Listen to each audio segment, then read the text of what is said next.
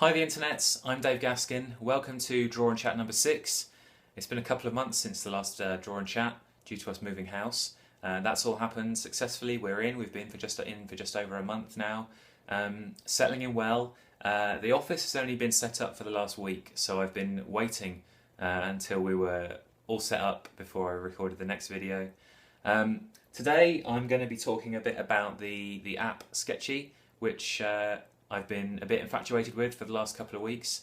A good resource for artists who are interested in doing portraits of non-celebrities. So if you don't want to focus on likeness and you want to focus more on your technique, that's a great app to download. So I'll be giving you a run through of that. I'll also be showing you my current supplies with a little travel kit that I was recommended by Mr. Andrew Jones. Really handy for taking your kit with you when you're out and about. I tend to use it for going to work, so I'll be giving you a run through about that. And I will be probably doing a time-lapse of a new portrait on the Strathmore grey paper, which I'm favouring at the moment, using ink rather than the pencils that I've been using all year. So they'll be starting with the pencil sketch. It's going to be right from the very beginning. The pencil sketch for the foundation, and then going over that with the Pentel brush pen, and then some white ink and some white pencil. So hopefully that will go well. We'll see. So yeah, Draw and Chat number 6. Here we go. So I'm just going to open the Sketchy app on my iPad here. I tend to use the iPad for all my photo references. It's just a really good size for working from, and you can zoom into your photos.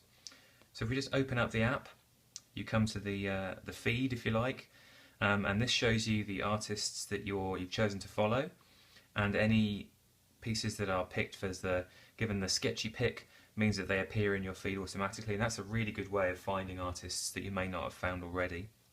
So at the top of my feed we've got Carrie-Anne Littlechild, who came into contact with a couple in literally the last 24 hours. She's also in Cambridge here in the UK. So she's done a great watercolour piece there. And what's the great thing about the app is you can see the artwork, but what you can also do is swipe across, and it shows you the photo that was used as the reference, and it gives you a link to the person who uploaded that photo, and it gives you a link to the person who created the artwork, which is great. So if we scroll down, there's a lot of pet portraits on here, which are really great. Charlotte's another great artist who I'm following. And this fellow, Johnny Bergin, I think that's how you pronounce it, this is actually a portrait he's done of me. We were also following each other on Instagram, where obviously I'm known as BikerScout. So he used this incredibly flattering photo of myself that I uploaded, and made it look like I was wearing the BikerScout mask, which is just so cool. I mean, the BikerScout is undoubtedly my favourite trooper of the Star Wars original trilogy. So he's got a really great sort of comic-y style, great use of ink and colour, so that was brilliant. And then also I was very fortunate that Kerry did a portrait of me as well. I mean, it's brilliant. I mean, she commented that she hadn't uploaded it as she wasn't particularly pleased with it, but I think it's great. And I commented that it actually somehow looks more like me than the photo. So if I swipe across, there's the photo that she worked from my bearded phase. I'm now smooth-faced again, which is good. But I think the main thing about the app is that because you're not working on celebrity faces, which so many people are familiar with, and they will pick up on if some of the proportions are wrong or the lightness isn't quite right. The great thing about Sketchy and working with non-celebrities, just regular people, you know, you don't have to focus so much on getting the lightness exactly right, which allows you to kind of shift your attention more to the technique, which is the approach that I've taken with it. I wanted to start using inks. So it allowed me to worry a little less about getting the lightness absolutely spot on and focus more on getting used to using new media. So if we move across over to here, if I click on here, it shows you your profile. So in this case it's my profile. It shows you a number of followers, the people that you're following, and also how many photos you've uploaded of yourself. And what you do is simply click on the profile picture, and it takes you to a bank of images. Some people on here have only uploaded maybe 1 or 2 photos. Some people have uploaded, 20, 30 pictures.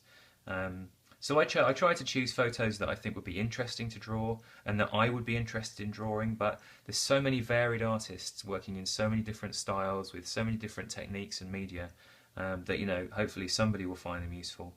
And if you scroll down a little, it shows you the number of images that you've created. So I've created 9 portraits so far, so it shows you the 9 pieces that I've drawn. I started using the inks on this one. This one's been particularly popular. This is a guy called Lee Brace, who he actually turned out to be an actor based in London. I assumed I was drawing, you know, just regular people, non-celebrities, nobody famous. But Lee, as I found out, he's got a huge following on Twitter, and he actually used this photo as his Twitter avatar for a little while. But what I was trying to focus on was using the inks, and also I ended up bringing in a little bit of pointillism stippling with the black ink and also with the white ink as well, which kind of, as somebody commented, kind of brings the face to life somehow. And as you can see, you can click on an image and you can zoom in, so you can check out the technique in close-up, which is really, really great. And obviously you can swipe to one side. So you can see here, I didn't get the lightness exactly right. I embellished the mouth a little bit so that you could see his teeth, and I think the gap between his nose tip and his upper lip is slightly large, slightly longer. But it doesn't matter, you know, you take that on its own merits, and, you know, it was very popular. It's my most popular one so far. Rather than likes, as you get on Facebook, you get wows instead, and this one's got 419 wows. The very ethos of the Sketchy app, as outlined by the app's creators, was rather than going for likes, you're trying to encourage inspiration. And to me, as a portrait artist, it's fantastic. And it's got me back into drawing after having a little bit of a lapse. So we'll go back to my profile. So there you can see the 9 that I've created. Obviously these 2 aren't unknowns. We've got Mini Driver and Bjork over there. What some people have done, rather than uploading a photo of themselves, they've just uploaded it just says free draw, and that gives you the opportunity to upload any piece of artwork that you like. It doesn't have to be based on a photo that they've supplied, which is great because, you know, I've got quite a bank of work that I'd kind of like to show off. You know, I'd like people to see that I don't just work in ink. I've also worked in pencil as well.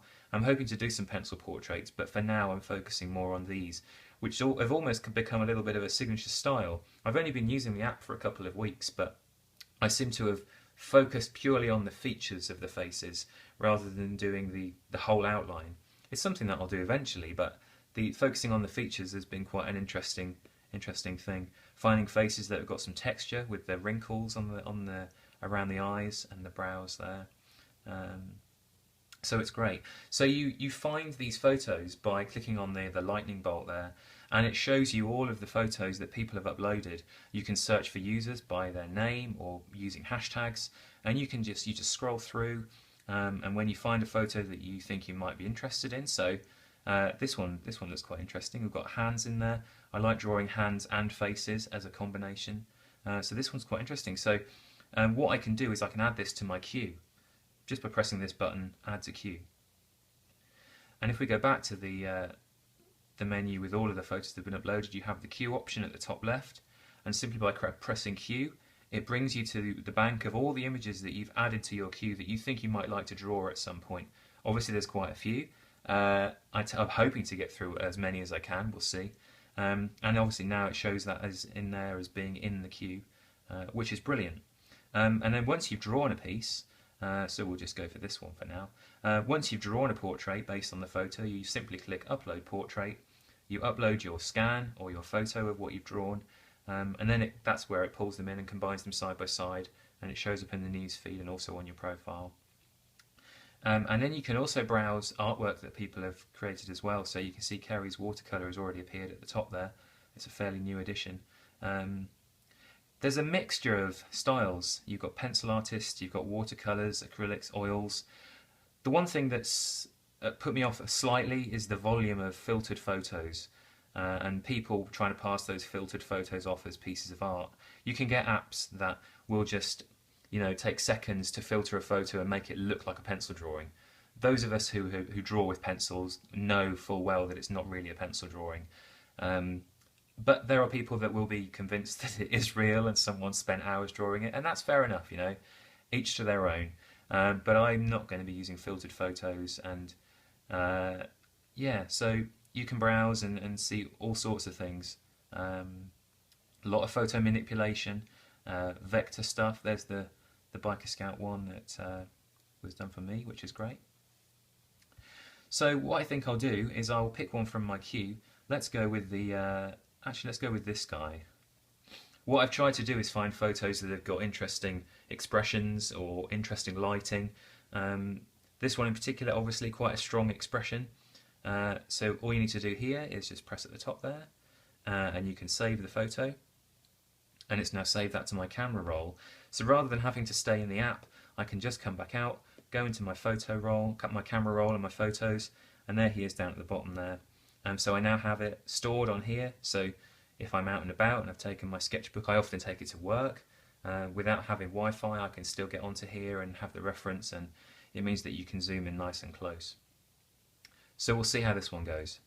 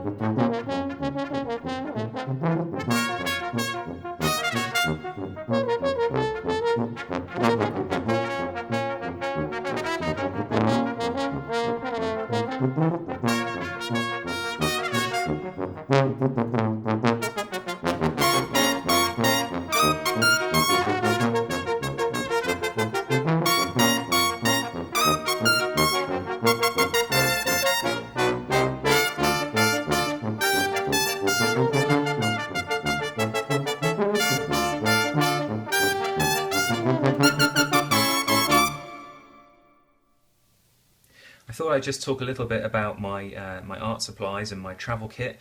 This is a great little travelling case that I was pointed in the direction of by the very talented Andrew Atlanta Jones. He's got a great style. He did Inktober this year, did some fantastic pieces, and he recommended this little carrying case. Previously, I've just taken a tin of pencils and they've been bashed around, and the leads have broken. But this zippable little case has come in really handy. So this tends to be what I'll take to work. There's space for my pencil sharpener in there and an eraser. Over this side, we've got the Pentel brush pen, which is fast becoming one of my favourite additions. I've done quite a few ink-based portraits now. It has a very fine tip, although it can be slightly difficult to get a very fine line. It's got an ink cartridge inside, so the ink obviously flows through the brush tip. Very fluid. I've had no problems with the ink not coming out. But I have had problems with shaky hands. I thought my hands were steady, apparently not. So that's the one that I tend to use for the slightly bolder lines. And then the Pilot drawing pen is one that I've used for a long time, actually, about 20 years. If you've seen the stippled portraits of Gary Oldman and Tim Roth that I did back in the 90s, it was these Pilot brush pens that I used, the Pilot drawing pen, sorry. They come in a variety of tip sizes, so this is the 0.1, there's also a 0.2 and I have a 0.5 here, and they have a very fine tip on the end of the pen there, and that's what I tend to use for the stippling, but I also use these for some finer ink detailed lines. So those are great, I can highly recommend those. And coming over to this side, these are the two white ink pens that I've gotten most used to. I've tried to use a few over the last sort of 12 months on the sketch cards, and the Sakura Jelly Roll has been the one that, I mean, for me personally, it's been absolutely fine. I know a few other people have had issues with it. The ink isn't entirely consistent when it comes out. There tends to be a little bit of a break.